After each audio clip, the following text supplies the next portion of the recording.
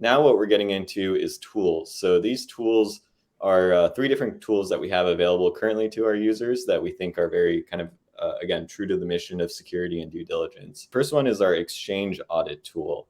And to kind of contextualize this, obviously after FTX, proof of reserves is like a big topic of discussion, and users are more than ever concerned about, how transparent an exchange is and like what assets that they're holding, and really understanding whether an exchange is solvent or liquid. So what we do with the Exchange Audit is we find all of the self-reported wallets by all of these exchanges.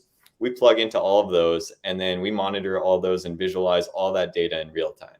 So you can go in and see everything about a project or an exchange. You can see all the different assets that they're holding. You can see their change in asset volume on a daily basis, right? Do they have total net inflows or outflows? And yeah, we can kind of dive in deeper to show some of those insights as well.